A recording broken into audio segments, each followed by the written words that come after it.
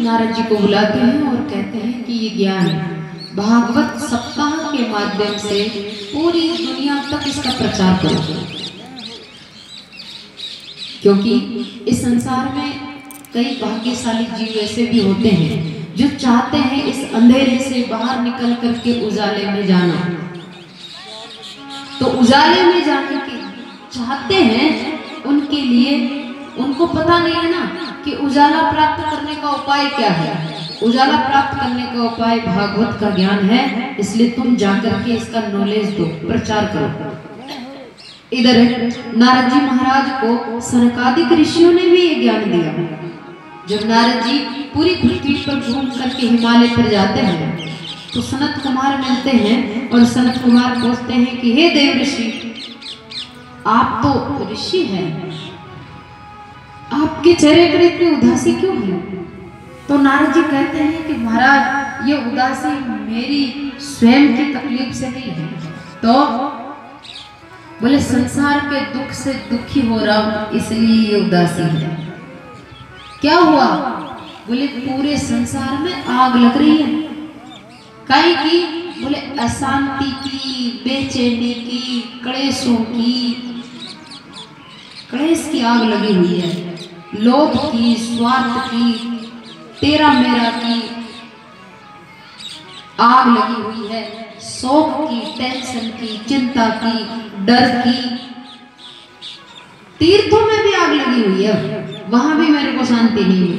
बोले आप कौन से तीर्थों में गए? तो नारद जी बताते हैं, अहम तो पृथ्वीं यातो ज्ञात्वा सर्वोत्तमामिति पुष्करं च प्रयागं च काशीं गोदावरीं तथा हरिक्षेत्रं कुरुक्षेत्रं श्रीरंगं सेतुबन्धनम् एवं आदिषु तीर्थेषु ब्रह्ममाणितस्तथा न पश्यन् कुत्रचित् शर्मः मनः सन्तोषकारणम् कलिना धर्ममित्रेण धरेयं बाधिताधुना। हम तो पृथ्वी या तो ज्ञात्वा सर्वोत्तम मामिति, पृथ्वी लोक को ब्रह्मांड में सबसे उत्तम जगह समझ करके गया था। वह पृथ्वी लोक में मनुष्य रहते हैं तो वहां शांति मिलेगी। फिर पृथ्वी में पूरी में घूम गया, फिर गया, कहीं भी शांति नजर नहीं आई। तीर्थों में गया भाई, वहां मिलेगी, वहां भी शांति नहीं मिली। तो कौन से तीर्थ में गए? तो सबसे पहले नाम लिया गया है नारद जी महाराज का रहे। सबसे पहला पुष्करम से पुष्कर गया। पुष्कर भी आग लगी हुई। कहे तीर्थ में आग लगने का मतलब है कि काम, क्रोध, लोभ, ईर्ष्या, द्वेष, थारोर, मारोर, हाय हाय करबाड़ा जीव बड़े रह रहे हैं। क्यों? पहले तीर्थ में भजन करने वाले, तपस्या करने वाले जीव रहते थे, महापुरुष रहते थे। तीर्थ में केवल महापुरुष रहते थे। और अभी एकदम उल्टा कर्म करने वाले लोगों की संख्या है वहां। भजन करने वाला तो कोई ढूंढने से भी नहीं मिलता है, तो इसलिए आग लगी हुई। अच्छा, कलयुग में राक्षस प्रकृति को धारण करने वाले लोग तीर्थ में ज्यादा मिलेंगे। क्यों?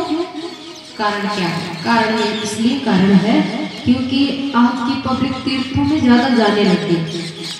तो तीर्थों में नहीं जाती है, वो जाती है पिकनिक। तीर्थों को पिकनिक स्थान बना दिया और प्रजा तो बस आगे वाली जो चलेगी ना, सारी उसी के पीछे चलेगी। एक ने कह दिया कि यहाँ राइट और आ जाओ, सारा राइट चलो। अब देखना नहीं क्यों राइट क्या है क्या नहीं है, बस वहां फलानी जगह सबसे ज्यादा जा रहे हैं, चलो। चलना भी अच्छी बात है, तीर्थों में तो जाना ही चाहिए। लेकिन शुद्ध भावना से नहीं जा रहे ना। समस्या ये है, पिकनिक करने जा रहे हैं, घूमने जा रहे हैं, ऊंची बिल्डिंगें देखने जा रहे हैं, चमाचम देखने जा रहे हैं, होटलों में खाना खाने जा रहे हैं, खूब सारी प्रजा को एक जगह देखने जा रहे हैं, मेला। तीर्थ में नहीं जा रहे हैं। फिर अब जहां ज्यादा पब्लिक होगी वहीं पर दुकानें ज्यादा लगेंगी, व्यापारी भी वहीं जाएंगे ना, अपने आप ही वहीं जाएंगे। तो फिर जहां ज्यादा भीड़ होगी वह 10 रुपए वाली चीज 500 रुपए में बिकेगी। 500 रुपए, 10 रुपए की चीज 500 में बिकेगी। और जीव बेचारा तीर्थ जिंदगी में पहली बार जाना होता है।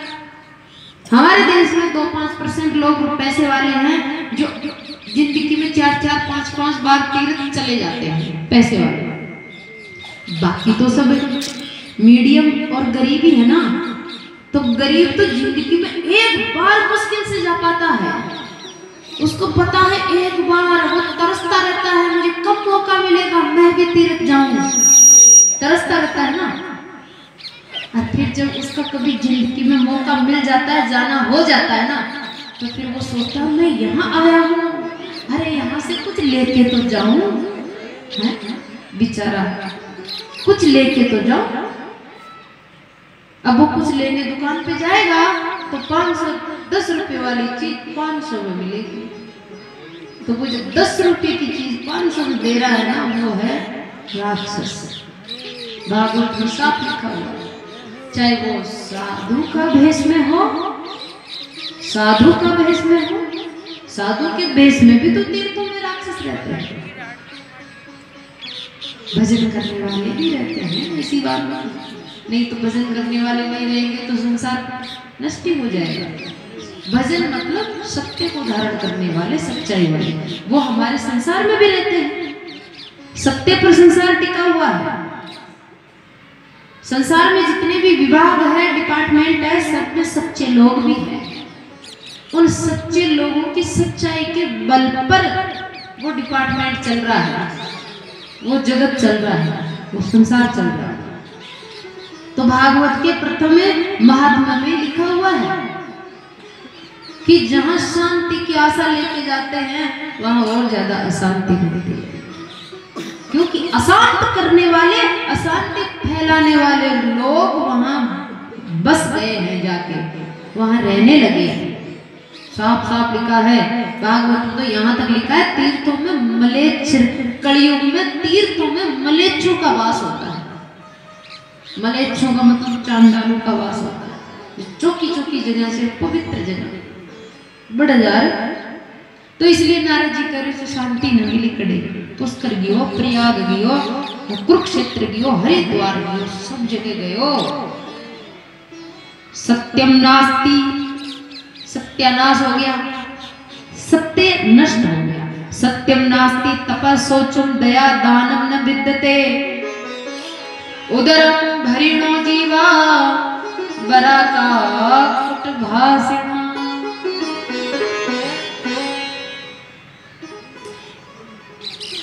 सत्य नष्ट हो जाने से क्या हुआ? लोगों के अंदर से तपस्या नष्ट हो गई। कुछ ईमानदारी के लिए, सच्चाई के लिए, धर्म के लिए तकलीफ सहना नहीं चाहते। तकलीफ सहने की क्षमता खत्म हो गई। देखो, ईमानदारी की रक्षा के लिए, सच्चाई की रक्षा के लिए जो हम तकलीफ सहते हैं ना, उसी को तपस्या कहते हैं। तपस्या किसको कहते हैं? तपस्या का मतलब नहीं कि आप एक टांग पर खड़े हो जाओ। तपस्या का एक मतलब नहीं कि आप अग्नि जलाकर रात दिन उसके पास बैठे रहो। तपस्या का एक मतलब नहीं कि आप खाना खाना बंद कर दो।